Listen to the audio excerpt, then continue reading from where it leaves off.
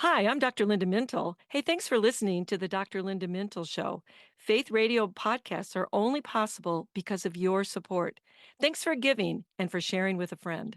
Doing life together, reaching out with hope, encouraging one another, each step along the road. You and I can make everything a little better, doing life together. Well, hi, everyone, and welcome to the Dr. Linda Mintle Show. I'm your host, Dr. Linda Mintle, the relationship doctor, and I'm here along with my co-host, the other Dr. Mintle, my husband, Norm. And every weekend we're here, we're doing life together. I guess we're here all the time if you listen to us on our podcast. Well, it depends, doesn't it? Yes. Yeah, and so we're glad you've joined us. However and whenever you've joined us. Right. So if it's a weekend for you, hi, happy weekend. If you're jogging on Tuesday, go for it. I listen to it when I walk. Right. I think it's a great time I to do loved that. it that our next door neighbor told us the other day that he listens to us. I It's know. like, I was really happy to hear that. Yeah, I had no idea. So today I'm changing hats. Okay. I'm taking off my co-host hat and I'm putting on the guest expert hat. Yes, because you're an expert in this Oh, area. supposedly. Well, you're pretty excited about this topic I when we am. talked about it Always. again. And, we're basing this show, Norm, on one of your leadership blogs. Mm-hmm. Now, you stopped writing those blogs, I guess Right. because life got in the way, right? Life kind of intervened. Yes. Okay. But they were so good and they had so much positive feedback. I can't tell you the number of my friends who said, I love that blog. What happened? Right. And I would send it to some people who had asked me to do that and send it to them and they'd go, are you reading my mail? Do you work here where I work? know. mean, They it were was- so good. It's called True North Leadership, True right? North Leadership. So what happened? I mean, why did you stop? One thing is I took a job that was full time that kind of consumed my extra time that I used for writing. And I thought, well, I can just press pause on this, to borrow from one of the topics of your book. So I just stopped for a while, but I'm going to pick it up again. I really truly believe I will. Or I'll take everything I wrote and turn them into a book, because you bugged me for years I about know. writing I think a it book. would make a really good book. I think you could do it. I don't So- know how you do it, though. You do 2 a week or more, and I Two was blogs. doing 1 a week, and it was killing me. I know. I think I've just gotten in the habit of writing every single morning. I get up a lot earlier than you do, too. You have a better sleep pattern than I do. Well, I stay up later than you do, Yeah, but you I'm not do. writing blogs then. Yeah. Well, but I'm not saying this because I'm your wife. But I've heard so many good compliments on this that Thank you. I do hope you get back to it soon. But one of the ones that really stood out to me, because it addresses such a fundamental question that we all have, right? Mm-hmm. Is you ask in one of your blogs, how will you measure your life? Now, I think that's a question we all need to ask and hopefully answer at some point in our life, right? Well, I think better earlier than later, because it can be such a driving force in how we live our life. If we do it now, we have a chance to pivot or That's make true. important changes regarding how we live or want to live our life and treat people in general. I was asking my readers to talk about that blog in specific to pause and take a long look down the road perspective of their life. Yeah, that's a really good thing to do, rather than doing it at the end of your life. Right. Well, let me do this before we get into this. I need to give you a proper introduction. Instead of my husband. Yes. So the listeners do know you that way, right? They know you're my co-host. But here's your background, and I think people should know this, that you hold an earned PhD in organizational leadership. Yes. You have served in executive positions across a broad range of media organization and as a dean at 3 universities. Boy, I must be old. Well, I didn't say that. He has been also the executive producer for national TV shows and documentaries. In fact, we did a show about one of your documentary series called Inexplicable, How Christianity Spread to the Ends of the Earth. That was one of my favorites. Yeah, and that series premiered, and I thought it was so fun. It premiered at the Museum of the Bible, and it has won multiple awards. Yep. Now, here's the exciting part about that series. You can watch the 6-part series on Prime Video. Yes. It is now on Prime. Yep. So I highly recommend it. It's beautifully shot, ambitiously follows the history of Christianity from The Ascension of Christ to Modern Day. In 6 hours. In 6 hours. So back to your leadership blog. You began with an interesting quote from someone named Clayton Christensen. Right. So here's the quote. Think about the metric by which your life will be judged and make a resolution to live every day so that in the end, your life will be judged a success. So I thought that was a really challenging quote. Well, it challenged me. I mean, his words helped change my entire direction because he, who is a noted academic, thought leader, and writer, created the theory that many people know as the theory of disruption while he was teaching at Harvard. When he died in 2020, we lost one of our great luminaries in the academic world, and his article that he'd written earlier, How Will You Measure Your Life?, inspired my approach to leadership. I use it to challenge young leaders who I teach now as they begin their careers and families, and it's hard for them to look down the road and think about it, but I urge them to start doing that early. Yeah, so great question. How will I measure my life? And what will be the success that I look at to decide that? You know, and it's important because what the culture values as important is not necessarily what is truly important, especially when we talk about eternally. Right, because when we look at it from God's perspective, or what I call God's success meter, it's something that's almost always different than our own. Christensen admitted that what he wrote in his article was faith-based. He was a Christian, and it informed everything he did. In fact, he routinely asked his Harvard students, Harvard's been in the news in the last few months, to ponder 3 questions as each semester ended. Okay, so at the end of a semester, he would say to the class, number 1, this is how you should think about your life. How can I be sure I'll be happy in my career? Number 2, how can I be sure that my relationships with my spouse and my family become an enduring source of happiness? That's an interesting one. Oh, relationship focused. And then 3rd, how can I make sure I stay out of jail? Oh, the last question. Serious. Stay out of jail. That's going to be interesting to me. We'll come back to that one. Okay. Okay. But today, with so many examples of toxic and evil leadership in our world, even within the religious community, this question, this last one, is all about integrity, and it's vitally important. So we do need to talk about that. Okay. So let's start with the first question. All right. How can I be sure I'll be happy in my career? I mean, lots of people, I think, want to know the answer to that one. And it doesn't have to do with how much money I make or how powerful my position is or how high I rise in the corporation. But what would happen if we flipped that scenario? To be happy in my career, what if I worked to make other people happy first? Oh. Frederick Hertzberg, the American psychologist, that would go back into your field for a minute, who became one of the most influential names in business management, asserts that the powerful motivator in life isn't money or success, it's the opportunity to learn, grow in responsibilities, contribute to others, and be recognized for those achievements. You know, I can see that. Mm-hmm. And especially, you notice today that the younger generations seem to be less motivated by money. Right.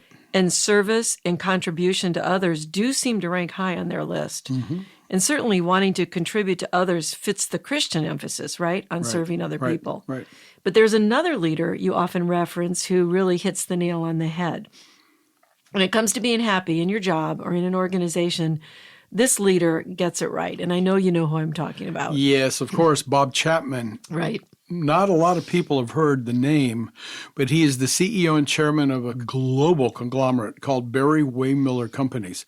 His billion-dollar multinational businesses began to flourish when on a Sunday, after coming out of church, he heard a sermon and he came to the realization that all of his employees are someone's precious child. And he thought, wait, am I cherishing them, each one of them?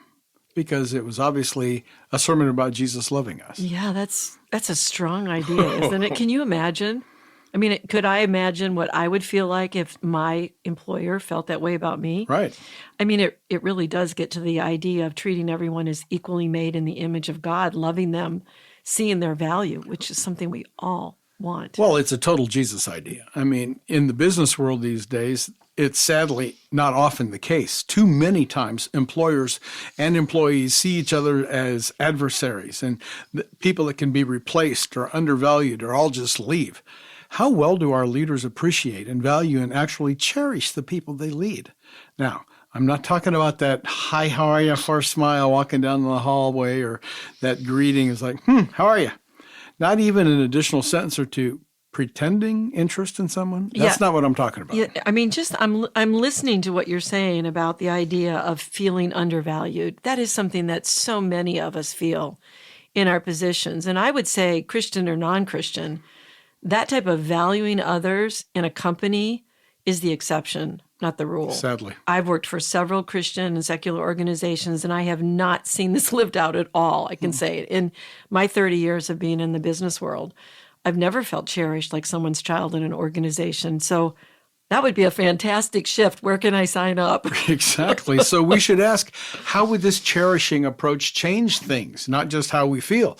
What if you were to become that type of leader? Think how a church or any other organization you would belong to would change drastically if that were the driving message. Think how differently you would lead other people if you adopted this approach to people. I mean, I'm thinking this is just a total game changer because it would impact everything. It would impact our relationships as well. I know that we, have to go to a break in just a moment here, but psychology's known that for a long time. I just want to say that, right. That the amount of joy and the goodwill that we spread, the way it's reciprocated like that, but Jesus knew it sooner than the therapeutic world. So when we come back, Norm, would you continue to talk about more of this? And let's answer those last two questions as well. Let's finish up cherishing, and then we'll get to it. The other night, I had an interesting conversation with friends at dinner. We were talking about the idea that Bible stories were not just nice stories, but they were there to help us relate to difficulties when they come. Now, I know this wasn't exactly a new thought. I know we know this.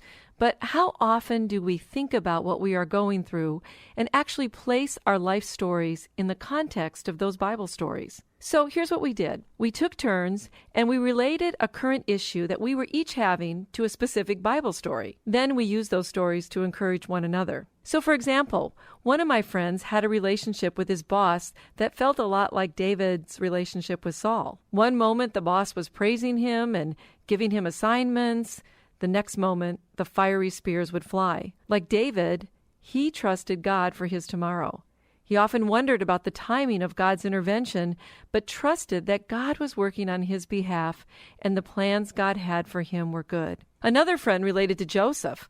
She was in a job, unappreciated, and felt thrown to the side while others ascended and were promoted. She could really relate to being in the prison of neglect and rejection, hoping and praying that the king, the boss, would remember her and release her from false charges that caused the rejection. Like Joseph, she believed God would restore what was lost. By the end of the dinner, we were laughing and smiling.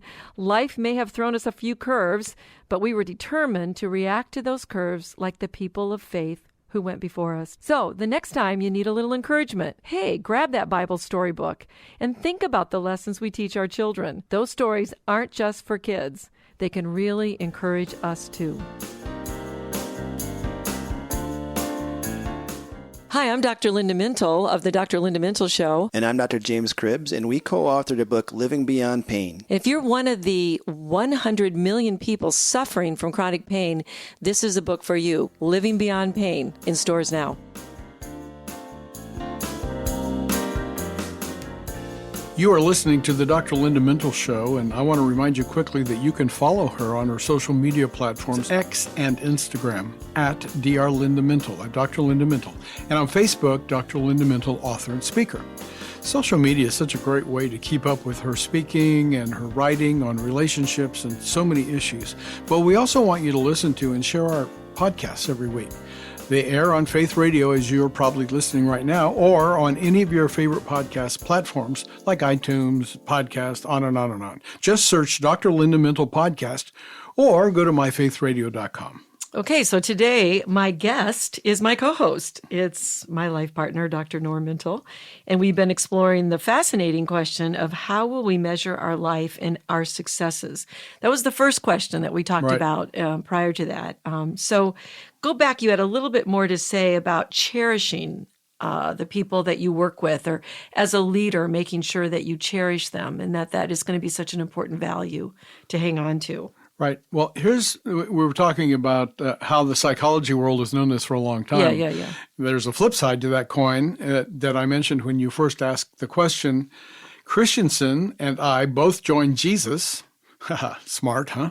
Arguing that our happiness grows exponentially in direct proportion to our ability to replace our self-focus with an outward expression of concern for other people. In the workplace, that would be our employees, partners, customers, in the church, the congregation. Well, you're getting at some heavy things that we need to do in terms of love, right? Absolutely. So loving one another, loving unconditionally, sacrificially, with an ability to forgive and, to be able to be with people in a way that is honoring of them. I think, Norm, we don't even think about it like that. And We don't. We know that God's love is holy, and we're supposed to love like that. It's not always easy. No, it's but not. it's something that Jesus has modeled for us. Bob Chapman and Jesus and Paul and everybody else is not going to tell you it's an easy thing to do. Yeah. But what would happen if we could see each person, every person, as someone's cherished child? It would create a massive shift in our culture, in our world, if we would treat people that way. And that shift would bring about a good way to measure your life. Back to the question, how you treat other people. And as we were preparing for this show and I was thinking about this material, I was trying to be very mindful of how I treat my staff and the people that work with me and for me. So I think it's a great challenge to do that. All right, we've answered the first question. Now let's get to the second one. All right. How can I be sure that my relationship with my spouse and my family becomes an enduring source of happiness? Well, there are a couple of key words there, right? Enduring, and then source of happiness is another. In fact, there are thousands of ways that we work our personal relationships into this program. We do it all the time. You're the relationship doctor, so this is one of our favorite topics. But take a moment. Consider the high school or college friends who you had and you still know or you're still in touch with, okay? Got somebody in mind? Yep. All of us do. What is their life like today? Statistically, far too many of our friends are unhappy, ready to quit their jobs, disillusioned, divorced, sometimes worse. How many back in the day when you all walked across the stage with your regalia and your hat and you're excited to flip the tassel, you're excited to get that hard-earned diploma, who would have ever imagined where we would be today? I mean, we talk about it all the time. Could you have ever imagined where we'd be this many years later? Yeah. How did we get here? Well, I think Christensen has an opinion. He says these folks, didn't keep the purpose of their life front and center as they decided how to spend their time, talents, and energy. He's saying it's about decisions. Yeah, and purpose. Right. Having your purpose in front of you, which has all to do with the direction, which you discuss is that you have to create a life strategy. Yes. And then you have to stick to it. Right. I called my blog leaders True North leaders because I wanted to encourage the people I wrote to constantly seek the true north, which I defined as always pursuing truth, honesty, and integrity in everything we do, professionally as leaders, personally in our relationships, and certainly most especially spiritually with God. Okay, so that is really good. So tell me a little bit more about a life strategy and how it will help ensure that, as you say, our relationships with our spouse and family will become this source of long-lasting happiness. Well, I think the True North leaders' vision and motivations have very significant spiritual differences as opposed to other motivations. The concept works for everyone, not just Christians, I have to say that. But when you find your true north early on, from the outset, for example, you begin to build on that. You make decisions based on that. You've heard me talk about the difference between a vision statement and a mission statement. When you write a vision statement, you always look at all opportunities that come along in light of alignment with that vision statement. If you've lost your vision and need to recover it or regroup and create a new one, you will do so with the purpose of making a more relevant, updated life strategy, and that'll help you move forward. Okay, so there was something that you talked about when you went to Promise Keepers related to that. Right. Tell me a little, remind me about that. Well, you remember Promise Keepers was this big, huge men's movement. Yeah, it was a men's big And it conference. started with the coach of the Colorado University Buffaloes, and he would hold them in their big football stadium. And I Yeah. went to the very last one that was only in that stadium, because after that they went national and broke out all over the place. And I remember one of the speakers, I don't remember, honestly, I remember two things about that conference. Hearing 60,000 men praising God, singing. That was the most astounding sound I'd ever heard in my life. Wow, in a football stadium. Yeah. And the second thing, someone said in his sermon, I don't know any man who on his deathbed said, sure wish I'd spent more time at the office.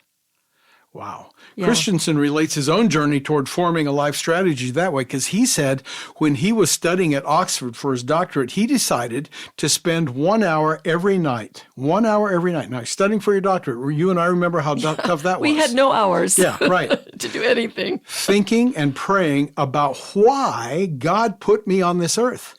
That was a very challenging commitment to keep. Yeah, no doubt. Mm-hmm. Because every hour I spent doing that, I knew I wasn't studying my applied I can't even say what he was studying. Econometrics. Wow. Yeah, that sounds like a British thing. It does, doesn't it? Yes. I was conflicted about whether I could really afford to take the time away from my studies, but I stuck with it. And ultimately, God showed me the purpose for my life. Okay, so let's go back to that. So he made this commitment, an hour a day, that he was going to look at the why. Yeah, exactly. And you talk about the why. The why. Simon Sinek wrote a whole book about discovering your why. What is the base motive of who you are Yeah. and what you're doing? Why are you doing what you're doing? And so he's studying, but he's also praying about that. Right. So it seems to me that the secret to implementing a life strategy that you're talking about, and one that answers that question about your success, your lasting success family. with your family, lies in the way you align yourself not only with God and his purpose and plan for you, but maybe also the proper allocation of resources. What's God put in your hand? That's right. That's right. And we talk about and hear a lot about people talking about work-life balance. Yeah. That's a pretty common phrase these days because it got so out of balance. Yeah, well, because we all have limited time, Right. Right? Right. So today, just like yesterday and tomorrow, we have the same number of seconds, the same number of minutes, the same number of hours. And so we know that people in any type of leadership, and you could be a leadership as a mom in your family. That's exactly So we're not correct. just saying No, you have no. to be in an organization, but you have to allocate your finances, your personal resources, your spiritual resources. All of that has to be organized in a way that continues to align with that life purpose that you Well, have. and that's the word that we're using today a lot is aligning. You get align that it. vision from God, that clarity, and then everything I do. Should I take this job? Should I go there? Should I visit this? Does that align with your purpose? my strategy of purpose that God has given me? Okay, before we run out of time, we got to get to that third question because Yes. that was the most interesting one to me. And actually, it worried me a little bit. But it was, how can I be sure I'll stay out of jail? Well, the answer to that can be either literal or figurative, but the solution to the daily confrontation with temptation is what we're talking about here, is to avoid being outside your purpose into the margins. Or said another way, just make sure you don't color outside the lines. We've heard Yeah. that, okay? Okay, And- so we have a lot of people, Norm, that are doing shortcuts. Right, And exactly. they're flirting with the margins of finances, personal, or even spiritual integrity. We're seeing that in our culture today. Right. And true North leaders know the difference. They know the difference between right and wrong. Simple, period. That's it. Nonetheless, there are always opportunities to fudge just a little bit. There's that voice who whispers, no one's ever going to know. Better, no one's ever going to care. Or just this one time. When those thoughts pop up so often that personal, corporate, spiritual integrity are suspect or in danger, that's when we have to pay attention. So check the backstory of every single fallen leader ever throughout time. At some point, each one of those allowed that deception, the same one that Eve fell victim to derail their hard-fought integrity train. To stay out of jail, true North leaders have but one resource, and that's the living inside you presence of God's Holy Spirit. Without it, we're completely on our own, and there's no stay out of jail card that way. Yeah. So humility trumps temptation every time. Humility trumps ego and pride every time. And full reliance on God's Spirit wraps us into a security blanket that is powerful, divine, and eternal. Ooh, that's good. Great conversation today, Norm. Let's resolve to measure our life by how we treat others, by realizing God's purpose and plan for us, and by staying honest and humble. Well, that's all the time we have today. Many thanks to my guest today and my co-host, Dr. Norm Mintle, who made the show a great conversation, and to our technical producer, Wanjing Pu, and to our editor, Katie Sims-Wilson.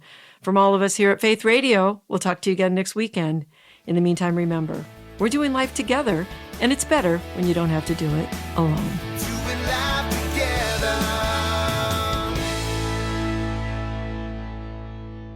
Hey, thanks for listening to this conversation from the Dr. Linda Mintle Show. These conversations are available because of your support. Become a supporter now at myfaithradio.com. Please subscribe to the podcast so you don't miss any episodes, and share it with friends so we can live life to the fullest, walk confidently, and find healing and hope.